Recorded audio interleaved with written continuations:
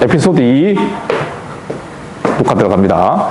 자, 그래서 일본의 간섭이 커진 상태에서 시작된 거라서 가보개혁, 2차 가보개혁은 어떻게 진행되냐면 일단 이 군국기무처가 필요했을까 없었을까? 군국기무처라고 하는 기구 자체가 요거 잘 이해해야 돼요. 나는 옛날에 이거 도대체 이해가 안 됐어요. 야, 이 근대적 개혁기구라 해가지고 군국기무처를 설치해놓고 이걸 갖다가 폐지하거든요. 군국기무처를 어떻게 했다고? 2차 가보개혁 때 폐지했다는 사실. 왜 폐지하지? 갑자기 개혁을 하려면 그냥 내두고 하면 되지. 왜 갑자기 또 폐지해요? 이걸 갖다 놔뒀다가 또 폐지하고 왜 이럽니까 도대체? 임가원 힘들죠. 가온아 한번 생각해봐. 이것만 생각해보자. 가온아, 우리 가온이가 그래도 지금 좀 집중하고 있습니다. 저 때문에 정신 못 차리고 있었는데 온라인으로 오프라인으로 수업할 때는 되게 힘들었었어요. 1교시 때. 너는 오후에 좀 컨디션이 좀 회복되구나, 가온아. 자, 다시. 군국기무처는 온건기압파와 급진기압파가 힘을 합쳐가지고 했던 개혁이었어요. 나름 주체적이었다 이겠습니다. 알겠습니까? 근데 2차 가보개혁은 청일전쟁이 끝나고 난 뒤에 일본의 간섭이 커진 상태에서 시작된 개혁이라고. 근데 왜 군국기무처를 폐지했을까? 군국기무처가 이걸 왜 폐지했어야만 했을까? 임가원 씨? 얘기 좀 해줘. 마이크 켜놓고 심심해서 그래. 아무도 얘기 안 해주니까. 황주희가 얘기해주네. 응? 화면이 멈춰서 나갔다 오세요. 나갔다 오면 됩니다. 기다려주고 있을게. 임가원 한번 얘기 좀 해줘. 너의 목소리가 듣고 싶어. 뭔 얘기라도 해줘. 뭔 얘기라도. 모르겠으면 모르겠다고 얘기하든가. 자, 뭐라고? 마이크 안 돼? 됐는데? 마이크 되는데? 잘 나와. 잘 나와, 지금.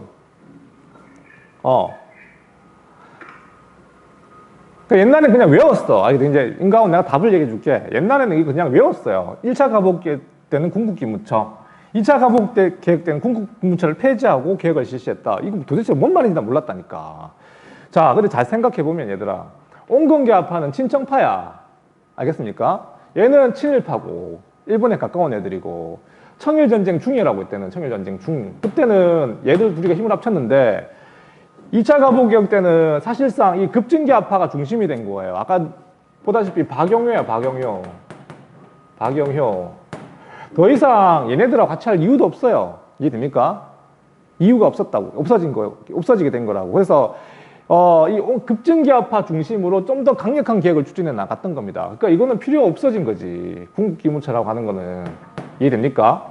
그래서 온건기압파를 갖다가 배제시키고 급진기압파를 중심으로 친일파였던, 알겠습니까? 급진기압파를 중심으로 이루어졌던 개혁이 바로 2차 가보개혁 내용입니다. 그러니까 다시 말하면 이쪽 내용도 되게 획기적인 게 많았어요. 뭐 이런 거, 이게 신분제 폐지 많았지만 이때 가보개혁의 내용은 갑신정변에서 주장했던 내용들이 그대로 다 나옵니다. 알겠나요? 갑신정변에서 주장했던 내용들. 자, 봅시다. 보면 기억날 거예요. 첫 번째, 너네 개혁정강에서 첫머리 나왔던 게 뭐가 있었습니까? 첫머리에 나왔던 거. 청에 대한 사대였잖아. 청에 대한 사대를 어떻게 한다는 거. 4대. 폐지한다는 거. 다 이어지는 거예요. 그래서 이렇게. 알겠습니까? 2차 가보개혁 내용의 가장 중요한 내용들은 첫 번째, 청에 대한 사대를 갖다 공식적으로 폐지했었어요. 당연하지. 청나라가 이 당시에 청일전쟁에 패배했잖아요. 청나라에 이제 사대할 이유도 없습니다. 알겠습니까? 일본에도 지는 이런 청나라한테 뭐하러 사대합니까? 알겠어요? 그러니까 청일전쟁은 여러 가지 의미를 가지고 있어. 동아시아 국제질서를 갖다가 완전히 뒤바꾸는 사건이기 때문에.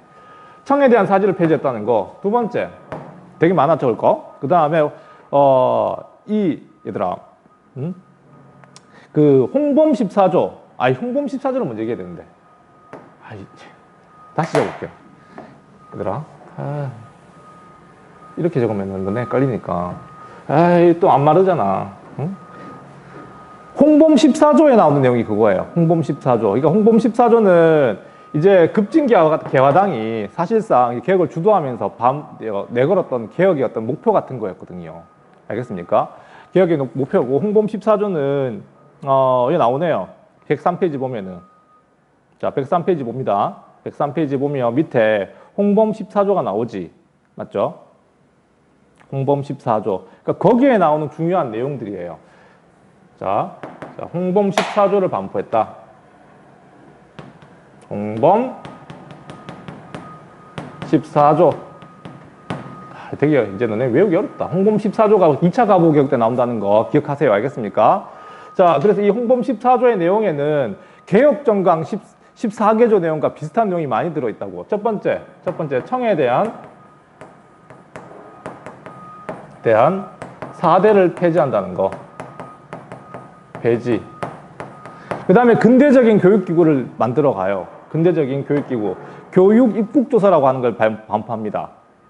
알겠습니까? 교육입국조서. 교육입국조서라고 해가지고, 과거제 폐지했으면은 이제 새로운 어떤 관료라든가 교육제도를 갖다가 만들어내야 될 거 아닙니까? 맞죠? 그래서 한성사범학교를 갖다가 새로 만들어요. 알겠습니까? 근데 한성사범학교 초창기에 그 교장이 누군지 알 리가 없잖아요. 여기 교장선생님 누구였을까? 한성사범학교 교장선생님. 근데 들어봤던 친구야. 되게 유명한 사람인데. 유경공원에 교사로 있었던 사람이었거든요. 유경공원에 교사로 있던 사람이 한성사범학교 교장선생님이 돼요. 헐버트. 들어본 적 있지 않니? 헐버트. 유경공원에서 교사였던, 영어 가르쳤던 사람. 얘들아. 오케이? 그 사람이 한성사범학교 초대 교장이었습니다. 그러니까 이 헐버트라는 사람 나중에 좀 공부해볼만 해요. 우리나라를 정말 사랑했던 사람인 것 같아. 미국인이지만. 알겠습니까? 헐버트와 그 다음에 베델 이런 사람들 있죠.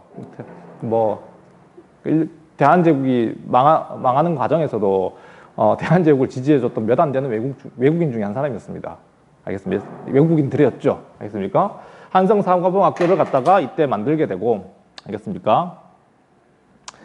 그 다음에 내각제를 시행한다는 이야기. 내각제. 이것도 우리 개혁정강 14개조에 있던 내용이잖아. 알겠습니까? 행정부의 어떤 권한을 강화시키고 왕권을 좀 제한하는 그런 정치 시스템, 내각제였고. 그 다음에 우리 계속 이제 얘기했지만 이것도 좀 체크해둬요. 우리가 외국 개항할 때마다 치해복권을 허용해줬던 이유, 영사재판권을 인정해줬던 이유, 뭐 때문이었습니까? 우리나라에 근대적인 법 체계가 없었기 때문이었거든요. 재판소 같은 게 없었어요. 그때 이제 뭐가 만들어졌을까? 맞아요. 재판소도 설립이 됩니다. 알겠어요? 재판소. 알겠습니까? 그러니까 입법, 사법, 행정 모든 게 다 갖춰지지 못했지만 그래도 어쨌든 법원과 같은 것들이 만들어진 거죠. 또 에피소드 재밌는 게 뭐냐면 얘들아. 빨리 맞춰줘야겠네. 약속은 지켜야 되니까. 너네 조병갑 기억나네? 조병갑. 황주희, 조병갑이 누구였는지 기억납니까? 조병갑. 조병갑. 탄간오리의 대명사 조병갑 언제 나왔었어? 아니, 지난 시간에 한 건데. 조병갑. 그래. 동학농민운동을 촉발시켰던 고분농민봉기의 시작을 알렸던 탄간오리 조병갑 기억나나? 조병갑. 그러니까 걔가 어떻게 됐을까? 그러니까 걔는 동학농민운동 일어났을 때 초창기에 이제 강진인가 그쪽으로 유배를 가긴 갑니다. 알겠어요? 근데 동학농민운동이 끝나고 난 뒤에 얘가 다시 중앙정치로 다시 복귀합니다. 그러니까 얘 조씨 집안의 하여튼 조두순 되게 유명한 사람인데 하여튼 권력자 집안이었기 때문에 다시 중앙정부로 복귀해요. 이 탄간오리가. 그리고 어디에 부임했냐면 다시 판사로 부임해요. 판사. 이 재판소의 판사. 놀라운 건 있잖아. 이 당시 동학농민운동이 사실 이제 우금치 전투 이후에 거의 와해되고 난 뒤에 갑자기 생각나요. 전봉준도 체포되고 나중에 그 교주였던 최시현까지도 다 체포되거든요. 원조에 다 잡혀오고. 근데 그걸 재판했던 사람이 누구게? 재판했던 사람? 이 재판소에서 동학농민운동의 최고 지도자였던 최시영을 갖다가 잡아가 재판했던 사람이 또 조병갑이야. 그러니까 이거 개혁을 하면 뭐합니까? 그걸 운영하는 관료들 자체가 썩어먹었는데 뭐 그런 것도 한계가 있었다는 걸 보여주는 거죠. 어쨌든 이 재판소가 설치되기도 하고 그게 전부 다 2차 가보개혁 때 내용입니다. 알겠나요? 그거 말고도 뭐 행정구역 때 새롭게 개편하고 그 다음에 뭐 징수 업무 강화하고 여러 가지 내용들이 있는데 2차 가보개혁의 내용들을 한번 쭉 살펴봅니다. 알겠습니까? 어쨌든 중요한 내용들은 이런 거 정도니까 뭐 청에 대한 사대를 폐지했던 이 홍범 14조의 내용들을 중심으로 잘 파악해두면 좋겠습니다. 2차 가보개혁 내용은. 알겠습니까? 그러니까 이걸 시험 문제 내면 이렇게 잘 물어봐요. 1차 가보개혁의 내용과 2차 가보개혁의 내용과 3차 가보개혁의 내용을 갖다가 뒤섞어가지고 너네 헷갈리게 만들어서 내는 경우. 알겠습니까? 잘 구분해 두세요. 오케이? 보통 그렇게 많이 냈으니까요. 자, 내가 미리 얘기해 준 겁니다. 그렇게 따로따로 잘 구분해가지고 잘 정리해 두기 바랍니다. 그런데, 자, 2차 가보개혁의 내용이, 2차 가보개혁이 좌초된 건 아니지만 잠깐 멈추고, 3차 가보개혁으로 넘어가게 된 결정적 계기는 뭐냐면 얘들아. 이 청일전쟁이 끝났는데, 일본이 원하는 것 갖다가 다 얻어가지 못해요. 자, 청나라로부터 이제 시모노세키 조약을 맺으면서 여러 가지 막 이권을 가져가거든요. 알겠습니까? 근데 결국에는 청나라한테 얻어야 될 여러 가지 이권 중에서 일본이 뭐 중요한 걸 많이 잃어버립니다. 알겠습니까? 그걸 갖다가 우리는 삼국간섭이라 불러요. 자, 중요한 사건이에요. 삼국간섭. 삼국간섭이 뭘까요? 고구려백제 신라가 아니고, 알겠습니까? 이 당시 청일전쟁에서 일본이 승리하고 난 뒤에 일본이 이렇게 막 동아시아에서 갑자기 급부상하다 보니까 이걸 견제했던 세력이 있었어. 바로 그게 러시아였거든요. 알겠습니까? 러시아와 함께 이 일본의 어떤 급성장을 갖다가 견제했던 나라, 독일과 프랑스, 얘네들이 일본을 견제했던 사건, 일본을 견제했던 사건을 갖다가 삼국간섭 사건이라 부릅니다. 알겠습니까? 이 부분은 다음 시간에 할게요. 알겠습니까? 좀 길어요. 알겠습니까? 일본이 이 당시에 어떻게 삼국간섭을 무슨 이유 때문에 받았는지 요 이야기는 다음 시간에 하고 그 다음에 3차 가복 내용으로 넘어가면 됩니다. 넘어갈 거예요. 알겠습니까? 내가 미안하게도 5분밖에 못 남겨줬네요. 나 10분 남겨주고 싶었는데 나름대로 빨리 달렸습니다. 임가원 한국사가 그래도 좋지 않니? 좀 맞춰주고 일찍. 재밌어요. 고마워요. 알겠습니까? 이 복잡한 내용을 갖다가 그래도 재밌게 들어주고 있다고 난 느껴요. 알겠습니까? 나름 박수 한번 쳐줘. 일찍 맞춰주는데 박수 한번 쳐줘. 그렇지. 자, 오늘 7교시까지 한다고 힘들었죠? 내일 또 남아있지만 힘내봅시다. 알겠습니까? 종례는 따로 안 할게요. 알겠습니까? 종례는 따로 안 하고 내일 무슨 요일 시간표대로 간다? 그래, 수요일 시간표대로 간다는 거 알겠습니까? 종례 대신 그것만 강조하고 마칠 테니까 내일 아침에도 늦지 말고 조회 시간에 방주의! 알겠어? 자, 오늘 요거 했던 거, 야, 이게 얘들아, 내가 칠판에 적고하는 게 사실 이게 하루하루 쌓이면 엄청나게 많습니다. 많지 않나요, 이거? 맞죠? 초창기에는 별로 안 될 것 같지만 이게 쌓이면 엄청나게 많아요. 그러니까 유튜브에 올려놓은 거 알겠습니까? 검색해가지고 복습할 사람 복습하고 이해 안 되는 건 내 카톡 열어놨으니까 오픈 채팅방에다가 질문하고 그런 식으로 나가봅시다. 알겠나요? 자, 오늘 여기까지 합시다. 고생했어요. 내일 아침에 조회 때 봅시다. 안녕. 나가도 돼. 자. 쌤, 저기 뭐라고 적은 거예요? 러시아 삼국간섭 밑에 뭐라고 적은 거예요? 독일하고 프랑스. 깜짝아. 저 누구야? 독일하고 프랑스. 다음 시간에 얘기해줄게. 어차피. 다음 시간에 요건 요거서부터 시작할 거예요. 알겠습니까? 삼국 간섭이라고 하는 것만 기억해 두시고 다음 시간에 요거부터 시작할게요. 오케이? 자, 나가도 됩니다. 옆에 누구니? 이서연 옆에.